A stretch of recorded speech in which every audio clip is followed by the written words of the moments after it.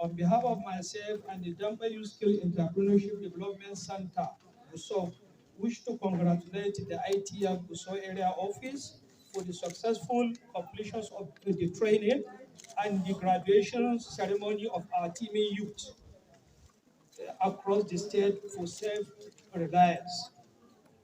Furthermore, I want to congratulate the youth graduated today and also advise them to use the starter fund given to them to develop their skill towards achieving the set objectives of the programs.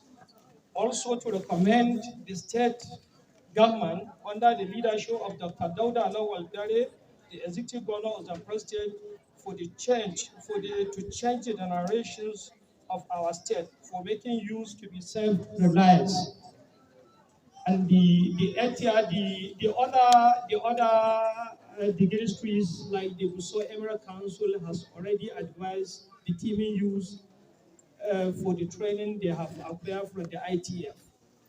What I would like to advise the teaming youth, as the Director General of the ITF, representative of the Director ITF said, some of the youth, when they collected the starter bag, they go to market and sell it, which is not ideal for them.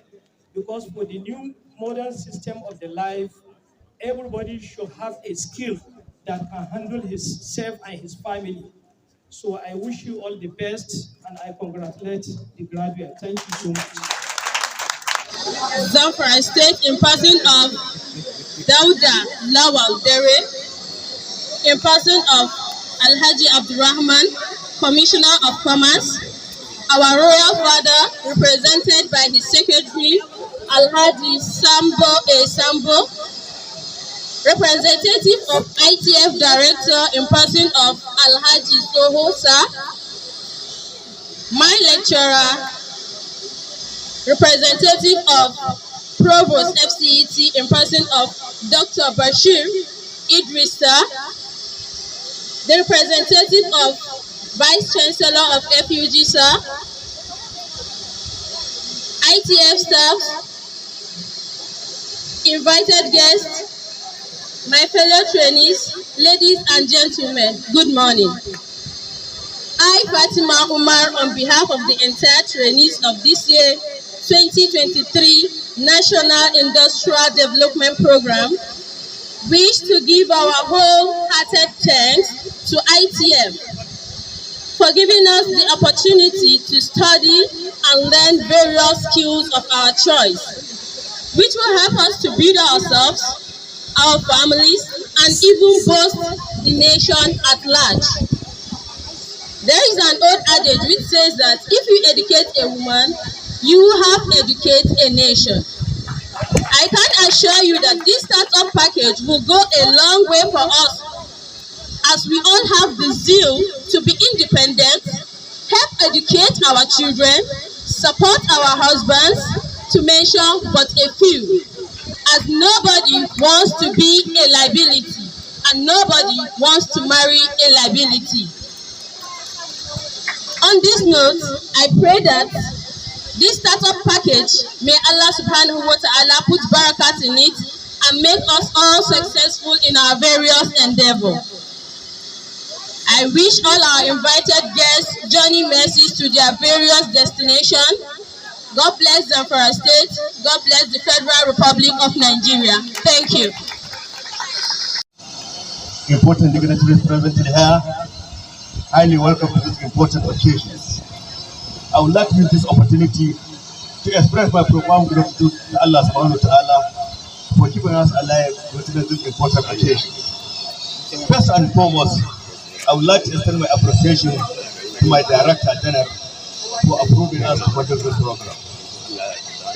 Secondly, to my humble area manager, who gave us all necessary support to ensure the success of this program. More again, to my director, who represents the director presently here, who, despite his challenge and series of activities, springs come at time, I always give a series of advice and guidance to make this occasion successful. And my grateful congratulations to Executive Governor and the First State for always supporting ITF in all its ramifications. Sir, may Allah subhanahu wa ta'ala reward and guide our humble governor, Dauda, for his humble efforts. More again, sir, to all important dignitaries who are presently here for gracing this occasion. I would like this meeting once again to wish you a safe journey message back to our various destinations. Allah ya mai da kowa gida lafiya. Yanda Allah tara mana, Allah tara mana da gidan aminci. Allah mai da kowa lafiya. Alhamdulillah, na gode. Strong and viral nation to provide, promote, and encourage the acquisition of skills. And that's what we are doing. And that's what we are concluding another phase of for the year 2023. And at this point, we would like to call on the representative of the Director General of the Industrial Training Fund to give his keynote address. Our Director General is fondly known as Teacher Hafiz. He is Dr. Hafiz Oluwatoyin Ogun, who is not here, but ably represented by Alhaji Oho Abdullahi.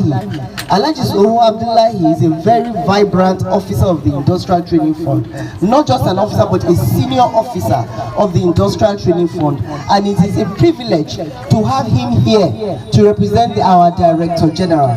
So on that note, I would like all our trainees to give a round of applause to the representative. Let me begin my address by welcoming our chief host, His Excellency Dr. Dauda Lawal, who was ably represented by our Honorable Commissioner of the Zamfara State to this great event, as well as congratulate you on your well-deserved victory at the last governorship election. While I look forward to seamless synergy with the good people of Zamfara State, I wish to assure you that ITF, under my leadership, will work closely with you to facilitate the achievement of the policies and goals of the federal government. Your Excellency is taking place today is a transformative franchise of the ITF that is implemented to facilitate the achievement of federal government policy on job and wealth creation.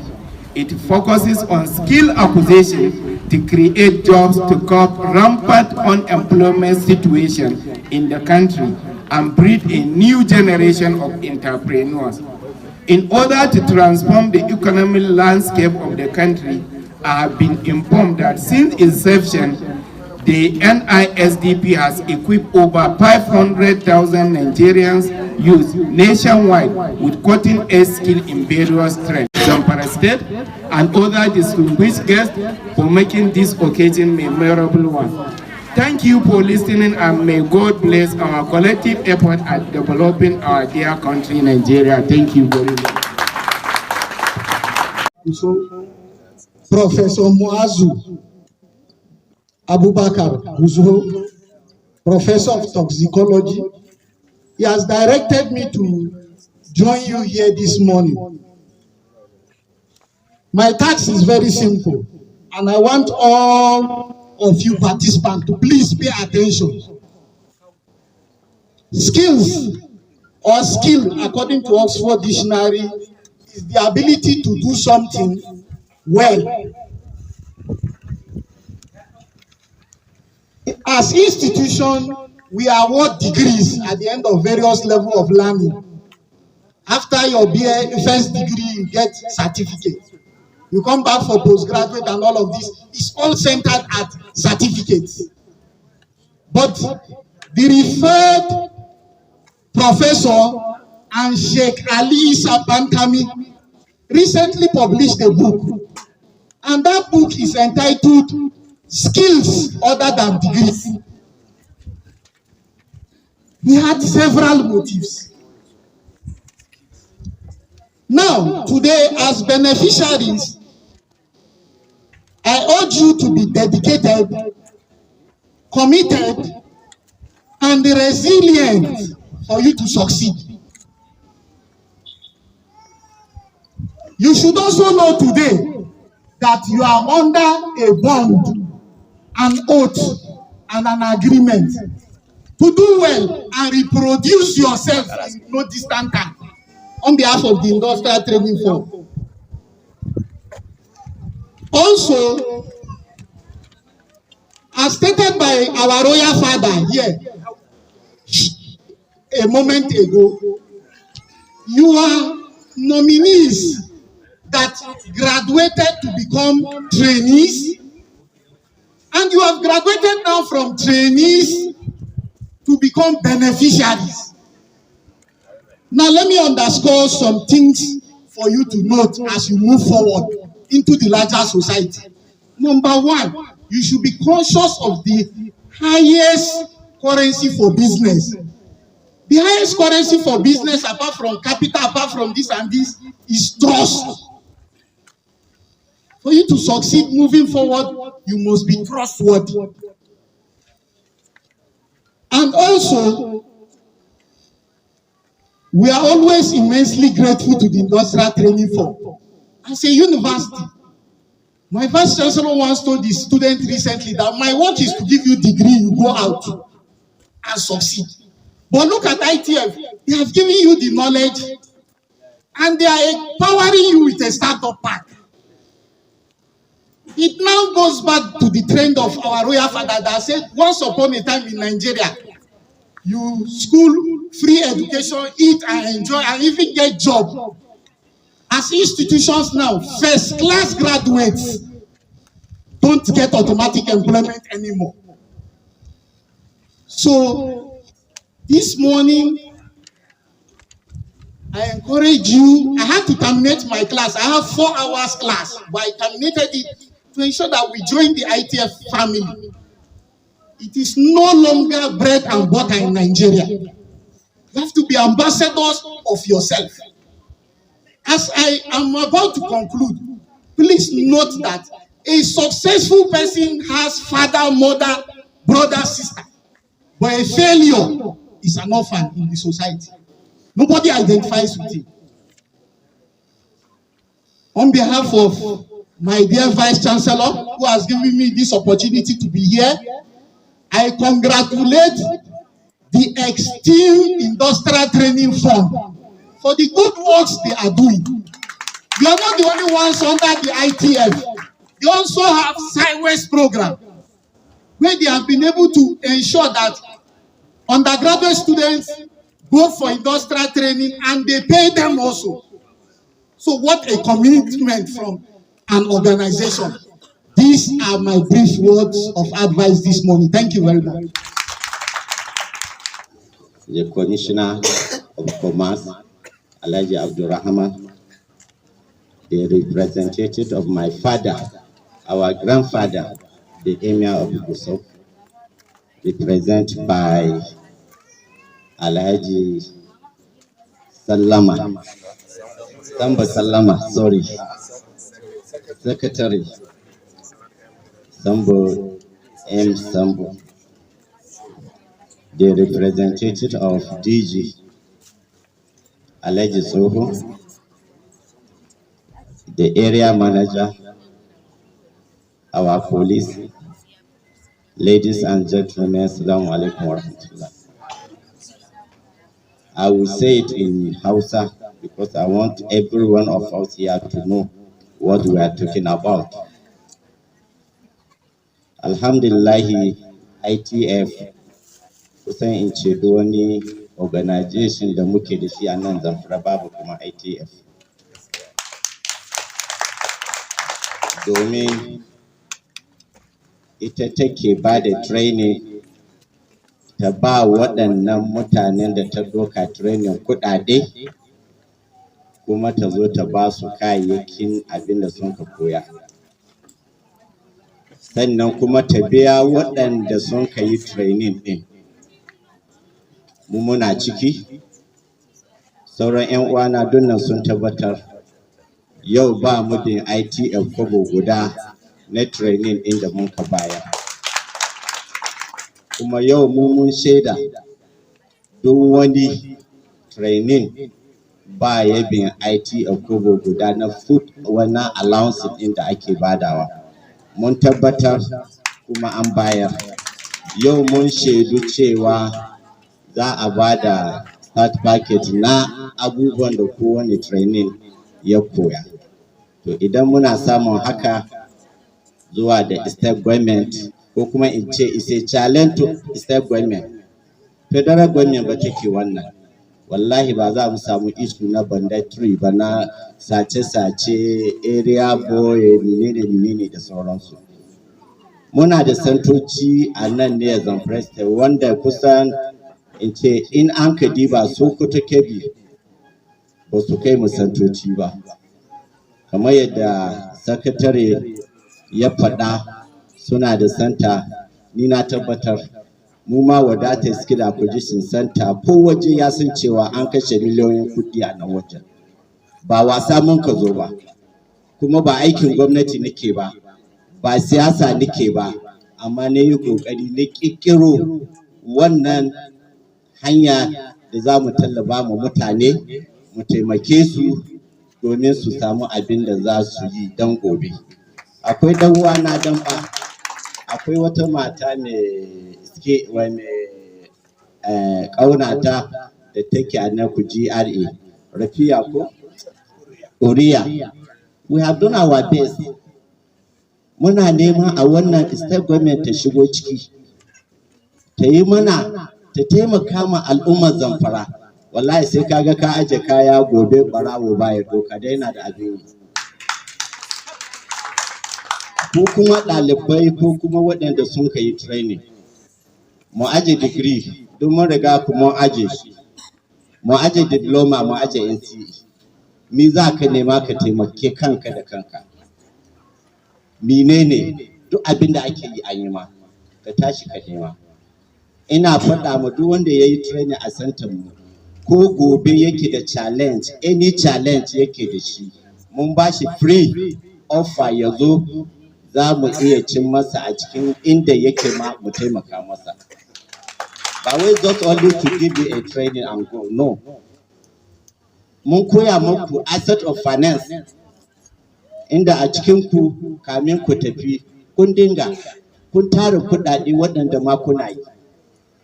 Mun sani you are all here. Har na ba ku misali da wata mata da mun ka ba training, wallahi ta yi aure. Ubanta ya kirawo ne watan layya, ya ta yi mana godiya, ba mu amshi kobo ɗaya a wajenta ba. Ya ce matan nan ta yi aure, mijinta ya sai mata tela, tana Suleja yanzu tana aiki, tana aure, tana ɗinkin tela, har ta aiko mai da kuɗin sayan rago naira 120. Balantana ku mata da za a ba ku telole, an ba ku, ba mijin ku je ba ku ba. Sannan wallahi yau duk mace da take da sana'a ta fi daraja da mijinta. Sannan mu what we believe, wallahi 5,000 na mace sun fi 100 na namiji. Because you know the value of it, you know how to spread kashe su. Kamar nan koyo shi ina yaba mu mata. I have the cooperative in my hometown, ABS Wadata Cooperative.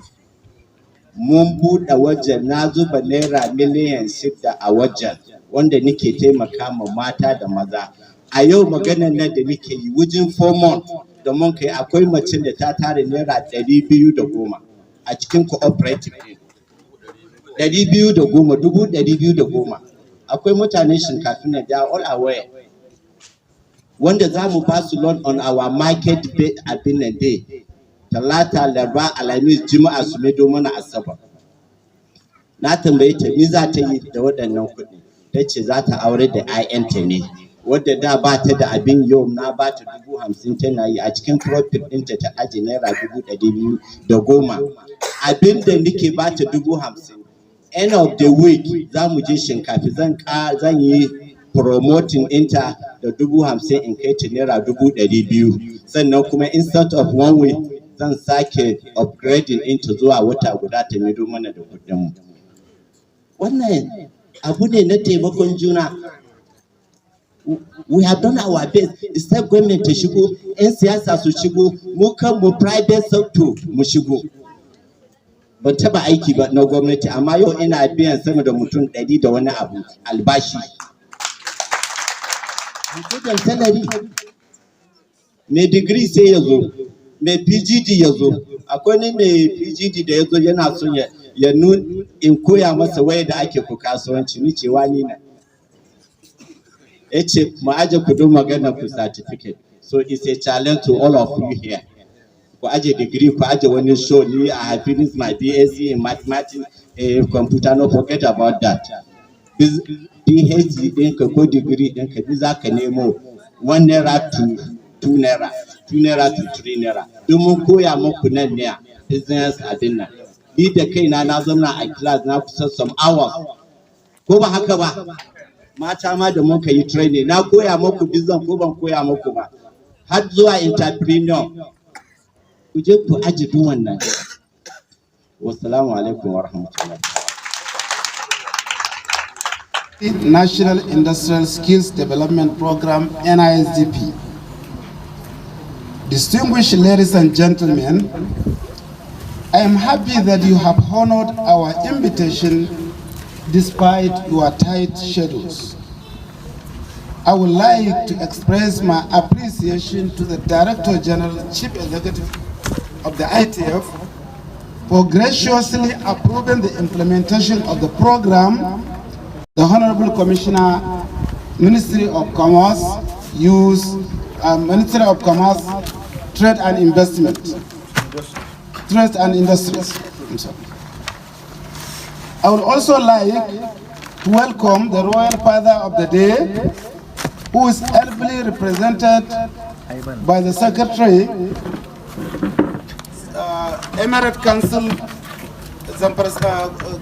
Kusau Emirate Council, in the person of Malam Sambo A. Sambo. I will at this juncture also like to welcome the security agencies here present, the civil society organizations also present here. My deepest appreciation also goes to the trainees, the master craftsmen, ITF staff, and all collaborating agencies, as well as all the stakeholders who supported us during the conduct of the training. Today, we are all here to witness the closing ceremony, which will be crowned by presentation of startup packs to the graduating trainees, as well as offer of usable pieces of advice from the invited dignitaries. I wish all of us a very pleasant and successful closing ceremony. Thank you very much, and may Allah subhanahu wa ta'ala bless us all. You're all welcome. Of the director,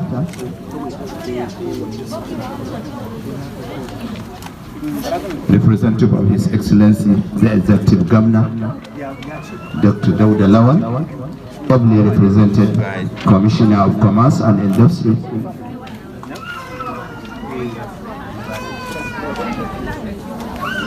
the State Chairman or Area Manager of ITF, Zamfara State, all the rest of the protocol humbly and duly observed. So, the fatherly advice in respect of this ITF training, on behalf of His Royal Highness Alhaji Dr. Ibrahim Bello, OFR, So the advice here is, before the conclusion of the speech read by the representative of DG, he said let him make a remark for this, where he called the attentions of the trainee. Let's to base your issues on spiritual things. Now that is meant to base your thing on God. And pray much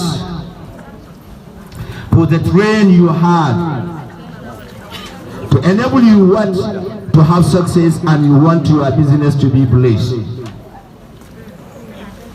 And in addition, you have been trained. So what we are expected to be what? To be honest and trustworthy. To be active. Once a month, then you will spend them. You are nowhere to go. Then you back to square zero. That is mean the training they have trained for you, train you, that it has no base. That is which means you have ruined your life. So with this, assalamu alaikum wa rahmatullahi. A madadin mai martaba sarkin Katsina Gusau, Dr. Alhaji Ibrahim Bello OFR, dalilin da ya sani turanci, na ga all the procedure, the protocol din ana turanci. So ga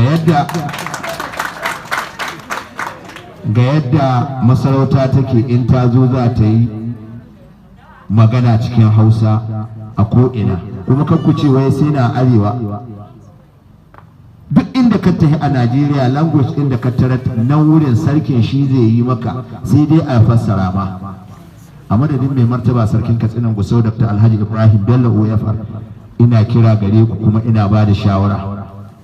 Ita wannan ITF da ta yi ta bullo da wannan training ba don komi ba, suna yi don taimaka ma al'umma. Yau da a ba kuɗin sayan kifi gwamma a nuna. Ina da ƙari wanda nan na turo shi ITF ya zo ya yi training, yanzu haka yana nan yana digiri, yana nan yana karatun yaka zuwa a kira shi ta yi gyaran sula ya samu ɗan abin da yake tahiyar da karatun shi. Ka ku ai nasara, an ci gaba. Saboda haka mata ku sani, karantar da ku kamar karantar da al'umma ne. Saurayi matashi bai da option, mace tana da option, ko bata koyi sana'a ba sai ta yi aure, mijinta shi Allah ya kallafa mai ci da ita ya kula da ita. To kaifa da ka kai wani mizani ubanka ko biloniya ne, wallahi baka da amfani gare shi, wallahi shi ko kai ko baka amfana gare shi. Ku za ku tashi, ku ne za ku zuwa ku nema ku taimaka ma uwaye maza da mata da iyalin. Abubuwa an hudo da su ba don koyo, don taimakon matasa maza da mata. Shi yasa santa mun ka sa mata Women and Youth Development Center. Saboda haka ina ƙara kira gare ku ITF ku ci gaba da jajircewa kamar yadda kuka jajircewa. Wallahi kuna da good performance. Duk wanda ka zuwa occasion naku, mu da yake masarauta muna biye da ku sau da kafa don wani abu da aka ce wa productivity report. Idan shugaba muna son bata shi ba ya sani, sai dai organization ɗin shi mu kai masu kuma sirri ne. Productivity report ɗin wallahi kuna da ko kai da kayin gyaran ka san da ci gaba ne. Babu ƙasa kowace iri ce a doron duniya take ci gaba ba tare da matasa ba, kuma ba tare da matasa sun dogara ga kansu ba ga sana'o'i daban-daban. Idan matasa da suke nan yanzu, duk matasa a Najeriya ba ma a duniya, duk matashin da ka jira yau sai an ɗauke shi aiki, wallahi ya yi kure. Cikinsu ta zo dalilin da yasa ta ce ta ware 20 ita ma ta ba da nata tallafi ga wasu, amma nan da an zo sai da an bayar kasuwa, to an baki kin sai kuɗi, an baki kin sai kuɗi, sai mu diba bikin ka zama. Wannan ina gaya muku kishin zuci to a zuciya yake, kishin zuci a zuciya yake. Don Allah ina kira gare ku, yadda Allah nuna muna wannan rana yau na yaye ku, Allah shi sanya ma abubuwan da kuka koya albarka.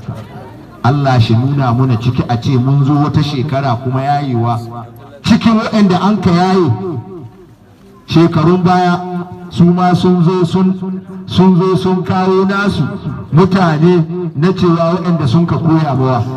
Assalamu alaikum wa rahmatullahi wa barakatuh.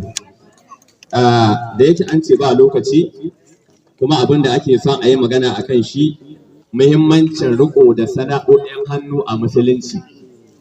Wato yana daga cikin abin da muke yaba ma ita wannan hukuma ko wannan ma'aikata ta ITF cewa bata mance ƙasar Sokoto ƙasar addinin musulunci ba ce. Sai da duk shekara idan za a yi wannan taron a wannan jiha akan gayyato ko almajirai ko malamai su zo su haɗa masu waɗansu ha koyi wannan horo, wannan abin da suka koya me matsayin musulunci akai shi kuma me musulunci ya ɗora masa akai. Shi wato mutum in mai addini ne don da abu ya rataye da addinin shi ba abu muhimmanci. Kaka ɗauka cewa kawai ka zo ne an baka horo an baka training kawai ka wuce, a'a addini ma na da abun cewa akan abin da aka koya maka. Abu na farko in fara da wanda ya gama jawabi na ƙarshe, Alhaji Wadata ya yi bayani akan cewa harka ce ta taimakon juna. Bai Qur'ani ke ce mana ta'awanu alal birri wat taqwa wa la ta'awanu alal ismi wal udwan. Allah ya wajabta mana taimakon juna akan bin Allah. To kuma wannan abin da ake a koya maka tarbiyya, a koya maka karatu, a baka ilimi, a baka jari, to ai an gama taimakonka. Abin da ya rage wa wakilin bai sansala ya yi magana akan idan an koya maka ilimi kai kuma ya za ka amfani ka amfanar.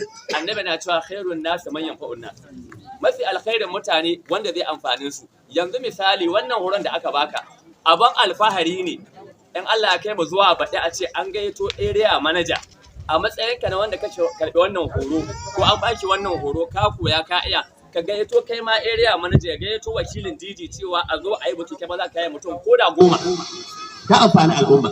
Kuma wannan hukuma ba za ta mance da kai ba. Yana yiwa mata za a ce to ai inda a duk wani shiri kai ma a shigo da kai a ƙara ma ƙarfi a taimake ka don an san za ka amfani al'umma. Mai martaba sarki a cikin jawabin shi ya yi maganganu da yawa, to amma musamman bayanin da yake cewa Gusau Emirate Council tana da cibiya ta musamman mai irin wannan aiki, to ai wannan ba za mu yi mamaki ba. Malam Samba dan Ashafa Allah ya mashi rahama littafi musamman ya rubuta ya sami suna tanbihul umma ala ittikhadil hirfa, tunatar da al'umma akan wajabci da muhimmancin riko da sana'a. A musulunci ba a son ka gauna ci makwance ko ka zama dan Allah ya baku mu samu ko ka zama wato irin kai ne kawai jiran a kawo ma. Annabi sallallahu alaihi wa sallam na cewa al-mu'min al-qawiyyu khairun wa ahabba ila Allah min al-mu'min al-ba'id wa fi kulli khair. Manzo Allah ya ce mu'mini mai ƙarfi mai amfani Allah ya fi so ne akan mu'mini mai rauni. Mu'mini mai ƙarfi shine mai kaso ma kai ne na mai kaso ma wani. Mu'mini mai rauni shine mai jiran a kawo mai. Dama Annabi na cewa yadul ulya khairu min yadus sufala. Hannun sama ya fi alkhairi akan hannun ƙasa. Wanne ne hannun sama? Wanda ke zuwa ya nemo ya amfana ya amfana. Wanne ne hannun ƙasa? Mai zaman jiran a bashi. Ya zo a hadisin Imam Dabarani, wata rana ana zaune a cikin sahabbai sun ga wani mutum matashi ya wuce da ƙarfi da lafiya yana tattakawa. Wani ce kai an yi hasarar ƙarfi, ga mutum da ƙarfi da lafiya, ina ma dai a ce je jihadi ya samu lada. Annabi ce a'a, in ya fito ne domin ya nemi halal ya ci da iyaye ne dattawa tsafi yana matsayin mai zuwa jihadi. Ya ce idan ya fito kuma don iyalan da Allah ya bashi yana son ya taimaki iyalan shi ya ɗauki nauyinsu bai tolatar da su ba yana matsayin mai zuwa jihadi. Ya ce kai in ma ya zo zai bi dan makai ne halal ya ci da kyau da mutunci ba sai ya yi bara ko roƙo ba yana matsayin mai zuwa jihadi. Ya ce amma in ya fito da ya tinƙahu ya yi kuri ya yi alfahari to fa fi bil shaitan yana hanyar shaitan. Alhamdulillahi mai girma gwamna na wajen taron nan tun da wakilin shi kuma kwamishinan kasuwanci na wannan waje. Ba na sani a wakilin gwamna ya zo amma ba kwamishina ba ne. To mai girma kwamishina wannan saƙo ne na wannan hukuma cewa kamar yadda muka sani musulunci ya ɗora ma shugabanni haƙƙi da nauyin ganin cewa al'umma su suna cikin sauƙi. Zamanin sai da na Umar bin Abdul Aziz yana khalifa akwai sanda ma aka sassauta doka ta yin hukunci ga wanda irin abin da ya shafi tata saboda an lura ana cikin tsananin talauci da yunwa da wahalar rayuwa. A musulunci Allah ta yau makon namu na hatta da basa rasula ba a yi mutum hukunci sai an aiko mai da sakon Allah bai bi ba. Kafin ka ce ka kama barawo ka mai hukuncin yayi sata sai ka samar da hanyoyin da za a rayuwa cikin sauki. Ba kuma ana nufin wai kowa ya je digiri ake gwamnati ba. Kuma da kowa ya faɗa. A'a abin ɗaga mutane sana'o'i. Bahaushe na cewa a koya ma kama kihi ya yi a kamo kihi a baka. Kuma wannan hadisin manzon Allah ne sallallahu alaihi wasallam ta bani alkhairi mutane mai amfanin su. Don haka idan aka wato cikin abin da musulunci ya koya mana ana son shugabanni kullum su rika tunanin ya za a sassauta ma al'ummar su rayuwa.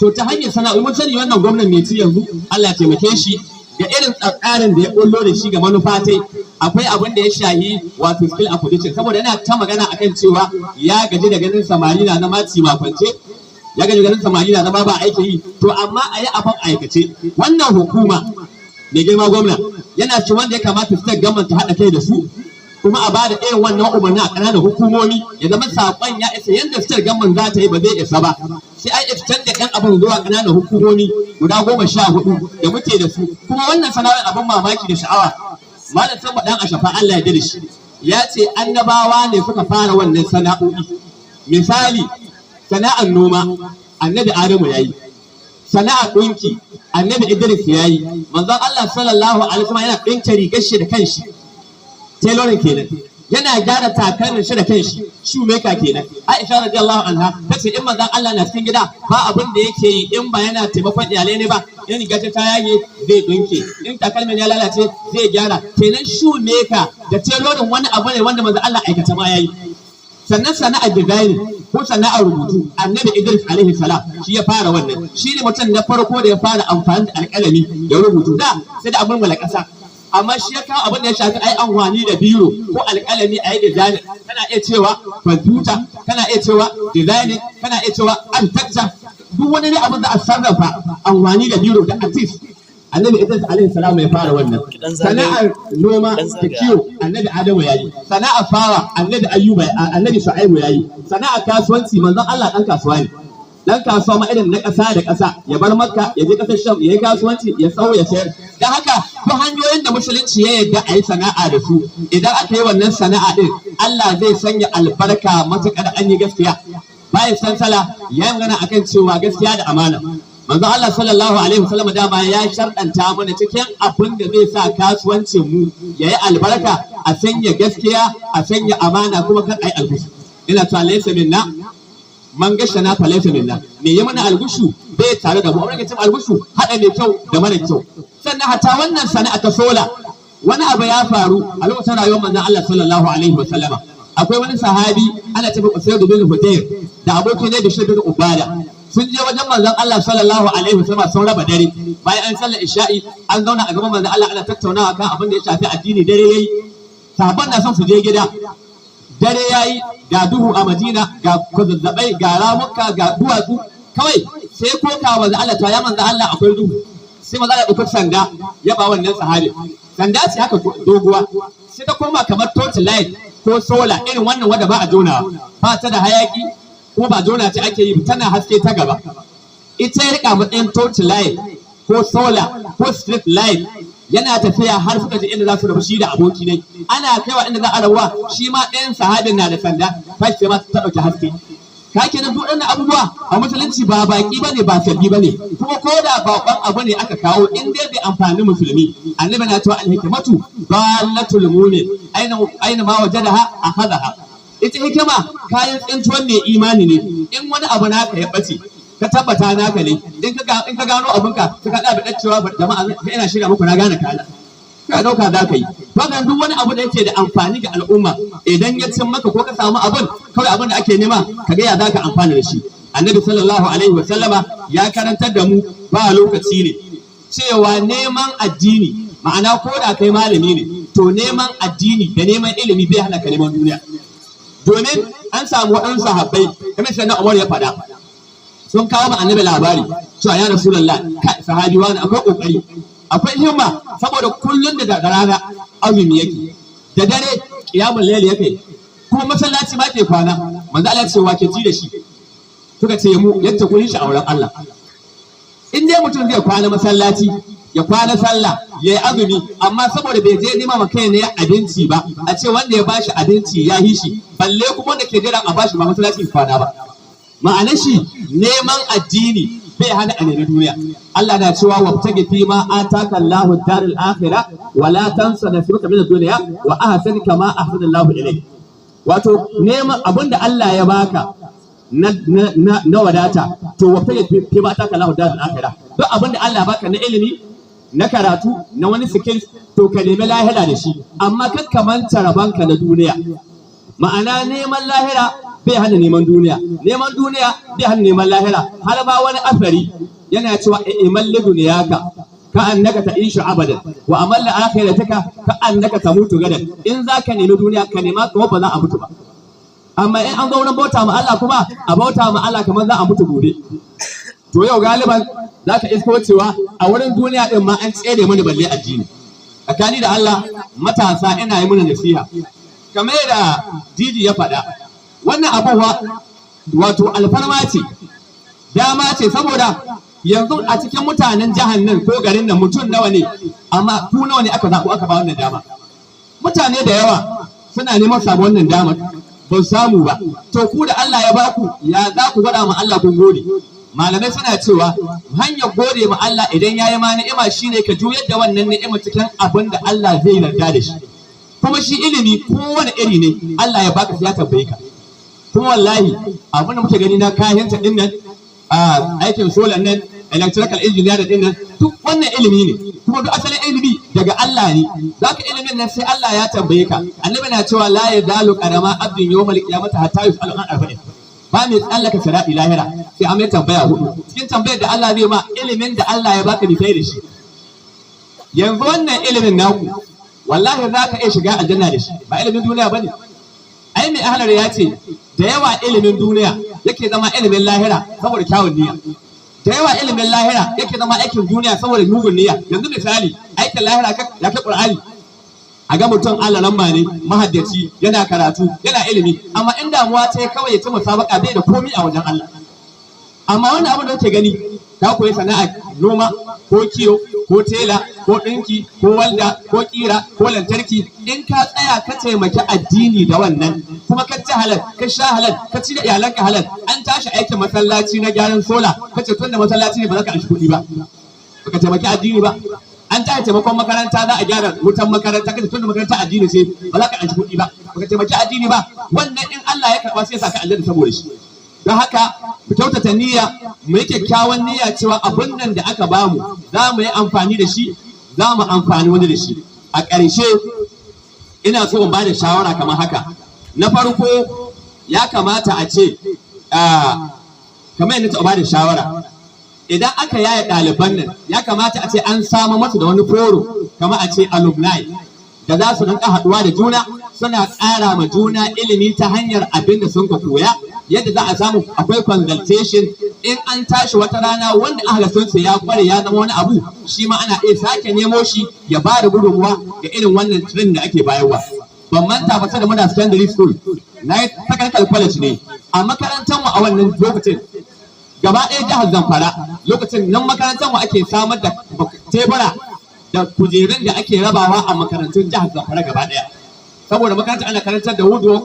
ana karantar da electrical ana karantar da mechanical ana karantar da civil to amma yanzu za a ga cewa mafi yawancin makarantun da secondary akwai wannan gap din to ina kira ga mai girma gwamna a dibi wanda ya zama cikin manhajar abinda za a koya ma ɗalibai tun daga matakin secondary ba sai an je jami'a ba ya zama in mutum yana son ya zama injiniya tun daga secondary an gama shirya shi ina zai zama ko abu duk abin da sai karanta to a sai skill acquisition din nan yana da mutum ya kare ko bai samu aiki da certificate ba ya samu aiki da baiwar da Allah ya mai da ilimin da Allah ya bashi muna fata Allah ya sa a yi wannan taro lafiya waɗannan ɗalibai abin da suka koya Allah ya sa ya amfane su Allah ya sa ya amfani al'umma wannan hukuma ba shakka muna yaba mata kuma dukkanin wani mai kishin al'umma dole ya kishin wannan hukuma kuma dole ya zama yana bata haɗin kai da goyon baya muna godiya ga dukkanin wanda ya taimake su cikin samun wannan nasara Allah ya sanya muna albarka a wannan jiha Allah ya ba mu zaman lafiya assalamu alaikum wa rahmatullahi wa barakatuh the Secretary to the Emirates,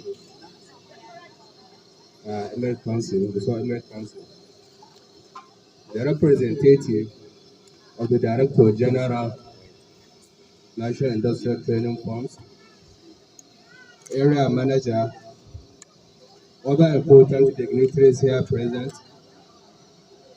graduates of the National Industrial Skills Training Program,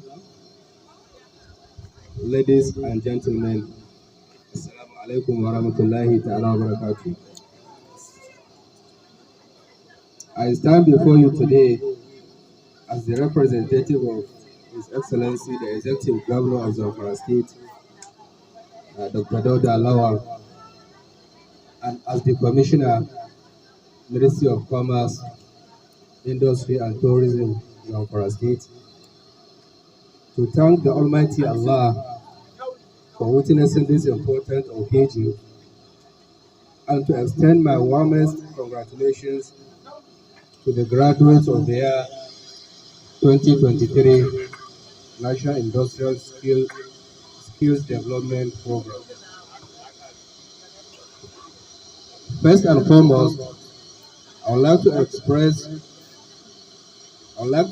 my gratitude to the industrial funds for organizing this program and for their relentless efforts in equipping our youth with the necessary skills to strive in the industrial sector.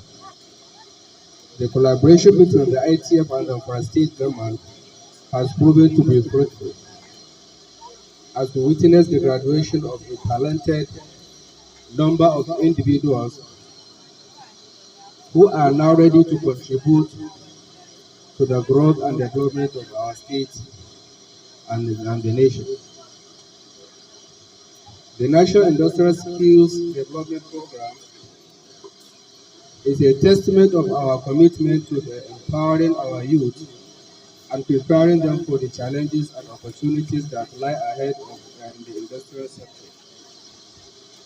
It is through this program like this that we can bridge the gap between education and industry, ensuring our graduates possess the skills and knowledge required to succeed in the ever-evolving job market. To the graduates,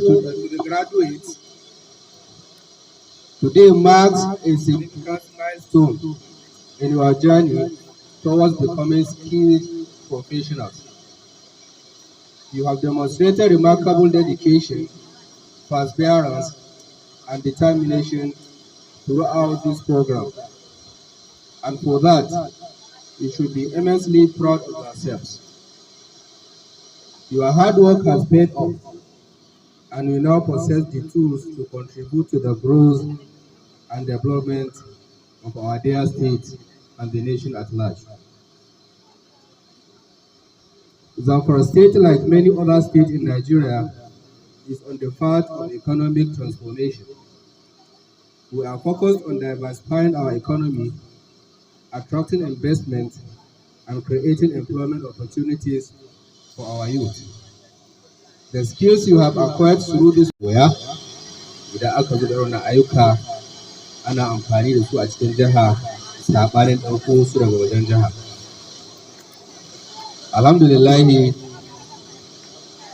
wannan bana ta zo dai kan gaba, domin ba zan manta ba na gabatar da wannan ƙorafi a gaban majalisar zartarwa ta jiha, wanda take aka karɓa wannan ƙorafi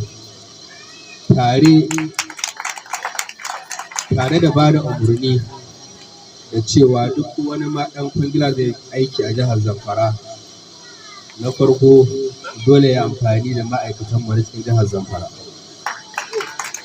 Na biyu, duk wani kayan aiki da zai saya dole saya a cikin jihar Zamfara. So wannan yana ƙara babu tabbacin wannan wannan kuma ana a kai. Game da sauran abin da ya shafi skill acquisition process, halin da ake ciki yanzu haka muna da wadda yake babban skill acquisition center wadda aka gwamnati a cikin jihar Zamfara, wadda an kai vandalizing yanzu haka mu umarci ma'aikatar ayyuka ta je ta yi miki assessment wannan wuri, kuma gwamnati za ta gyara shi kuma ta yi equipping nashi domin bayar da horo ga matasa da mata da gari a cikin jihar Zamfara. Haka kuma wasu idan ba za su manta ba, mai girma sakatare yana nan na masarautar Gusau ya shaidi cewa mun kai ziyara da ni da ita Her Excellency wife of the Executive Governor, mun ziyarci skill acquisition centers daban-daban a cikin garin Gusau, wanda har da wata ta shahari wannan ta tsohon gidan yari, wadda mun duba mun ga halin da suke ciki, kuma muna shirye-shirye na abubuwan da za mu kawo na ƙara haɓaka su da kuma samar da ko kuma identifying mutanen da za a hora a wannan wurare. To alhaƙiƙa muna akan wannan, muna ba ku tabbacin insha Allah nan ba da jimawa ba jama'a za su ga wannan. Daga ƙarshe muna ƙara jaddada godiyar mu ga wannan ma'aikata bisa ga wannan namijin aiki da ta muna a jihar Zamfara, da horar da 'ya'yan jihar Zamfara da kuma ba su wannan start-up pass domin dogaro da kansu a sana'o'i daban-daban. Haka kuma yana ƙara kira ga matasanmu da mata waɗanda suka samu wannan horo da Allah da Annabi su tabbatar da abubuwan da aka ba su na sana'o'i su yi amfani da su ga sana'o'in da aka ba su gada su saida. Wannan yana daga cikin abubuwan da ke ƙara dakushe muna mai da mu a baya. Gwamnati na iya ƙoƙarinta na ganin cewa ta samu al'umma ababen yi daban-daban, amma idan ba mu sa kishin kanmu ba, to babu radda za mu ci gaba, babu radda za mu amfana da irin wannan shirarwa.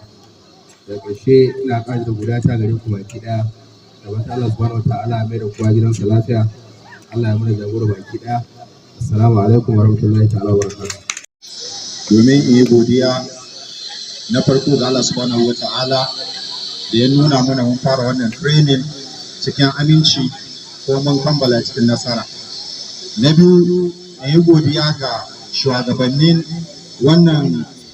wannan ministry ta ITF a bisa ga irin ɗawainiya da suke yi na ganin cewa matasa sun zama mutane na gari, sun zama abin koyi, kuma sun zama ɗaukatattu. Domin sanin kowa ne addinin musulunci shi kan shi da matasa yake alfahari, domin da su aka yi duk ɗawainiyar da ake wurin tabbatar da wannan addini namu. Haka kuma a kowane irin ɓangare duk abin da matashi yake ciki, za ka ga in dai matashin mai tarbiyya ne, za ka ga an samu nasara kan shi. So alhamdulillahi muna godiya a bisa wannan dama da aka bamu ta koyon wannan aiki, kuma bi iznillahi ta'ala abin da aka koyar da mu za mu yi aiki da shi har mu koyar da na ƙasa gare mu bi iznillahi ta'ala.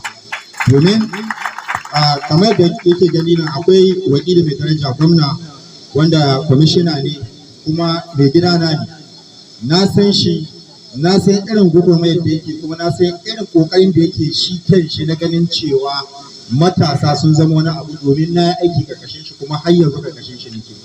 So wannan gwamnatin jihar Zamfara muna yawa ba ga tsarin da ta zo da shi na aiki da kuma taimakon al'umma da inganta rayuwar al'umma musamman matasa.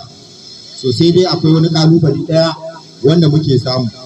Bayan mun zo mun koyi wannan aiki, sai ka ga gashi kana cikin jihar Zamfara, dan Zamfara ne zai yi aikin sola, ko zai yi aikin ruwa, ko zai yi aiki ne wanda ya danganci wannan trains din da muka yi, sai haka an bugawa an kira wani daga Kaduna ya zo ya aiki, ko an kira wani daga Kano ya zo ya aiki, ko an kira daga Sokoto ya zo ya aiki.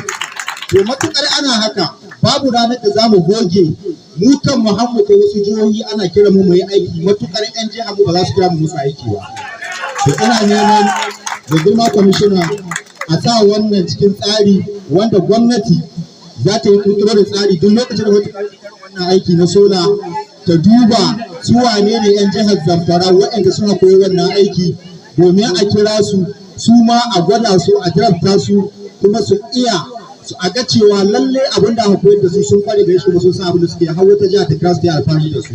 Daga ƙarshe ina godiya ga dukkan wanda suka samu halittar wannan wuri, kuma ina mafificin addu'a mai girma da fatar ubangiji Allah bai da kowa gidan shi lafiya. Wassalamu alaikum wa rahmatullahi wa barakatuh. da farko dai muna godiya ga Allah subhanahu wataala da nuna muna mun fara wanga ko lafiya ko mun kare lafiya. Sannan kuma muna godiya da duk bakin da muka samu a wurin nan. Muna masu fatan Allah ya kawo su wurin ga lafiya, Allah mai da su gida lafiya. Sannan kuma zan yi dan wani kira ga yan uwan wanda muka wannan aikin training tare da su.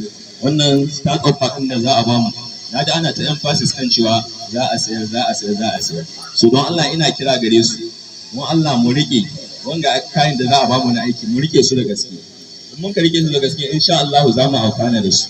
Zan mu je da an bamu mu je mu sayar da su. So don Allah ina kira gare ku mu yi kokari don Allah mu rike wannan start up din da za a bamu mu yi amfani da su.